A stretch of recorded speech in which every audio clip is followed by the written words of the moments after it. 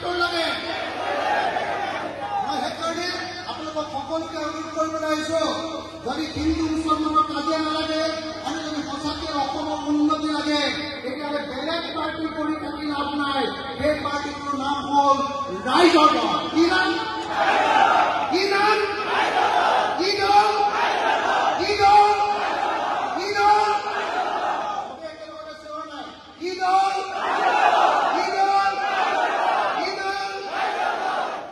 আপোনালোকে আকৌ চিঞৰিব হিন্দু মুছলমানৰ যদি কাজিয়া লাগে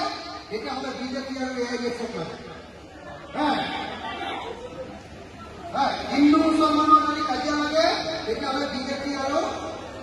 AIDF লাগে হয় নহয় আৰু যদি চাকৰি লাগে তেতিয়াহ'লে ৰাইজৰ লাগে হয় নহয় হিন্দু মুছলমানৰ কাজিয়া লাগি থাকিবলৈ কোনটো দলক ভোট দিলে হিন্দু মুছলমানৰ সদায় কাজিয়া লাগি থাকিব বিজেপি আৰু AIDF হয় নহয় আৰু পথাৰত পানী পাবলৈ কোনটো দলক ভোট দিব লাগিব কোনটো দলক ভোট দিব লাগিব আৰু মাটি পট্টা পাবলৈ কোন দলক ভোট দিব লাগিব আৰু চাকৰি পাবলৈ কোন দলক ভোট দিব লাগিব আৰু বজাৰ পাবলৈ কোন দলক ভোট দিব লাগিব তেতিয়াহ'লে আহক আমি সকলোৱে আজি একেলগে থিয় হৈ এটা শপত লওঁ সকলোৱে থিয় হৈ দিয়ক আজি 6 আগষ্ট 2025 তাৰিখে দলগাঁও সমষ্টি খাৰুপেটীয়া আছাম ক্লাবত অনুষ্ঠিত হোৱা ৰাইজৰ দলৰ কৰ্মী সভাত সকলো কৰ্মীয়ে শপত খাওঁ সংকল্প লওঁ বচন খাওঁ যে আগন্তুক 2026 চনৰ অসম বিধানসভা নিৰ্বাচনত আমি ৰাইজৰ দলক জয়ী কৰাম ৰাইজৰ দলৰ বিধায়ক জিকাবলৈ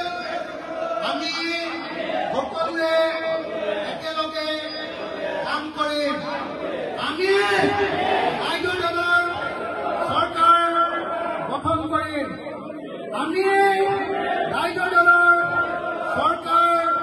গঠন কৰি হিন্দু মুছলমানৰ কাজিয়া নাইকিয়া কৰি দিম হিন্দু মুছলমানৰ কাজিয়া নাইকিয়া কৰিবলৈ ৰাইজৰ দলক ভোট দিবলৈ আমি মানুহক অনুৰোধ জনাম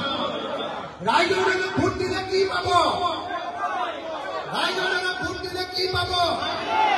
ৰাইজৰ দলক ভোট দিলে কি পাব মই আকৌ কৈ কি পাব ৰাইজৰ দলক ভোট দিলে কি পাব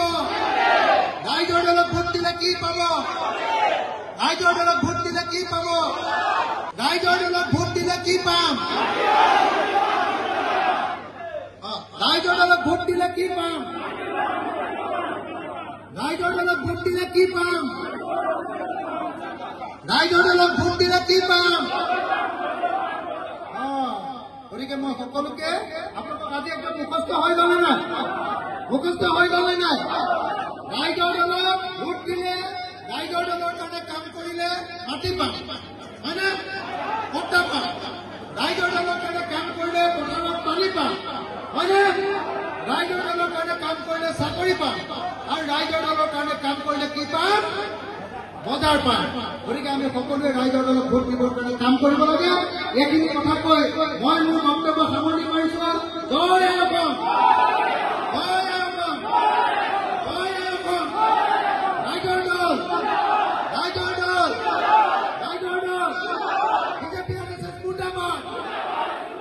বিজেপি RSS মুৰ্দাবাদ বিজেপি RSS মুৰ্দাবাদ ইনকলাব জিন্দাবাদ ইনকলাব জিন্দাবাদ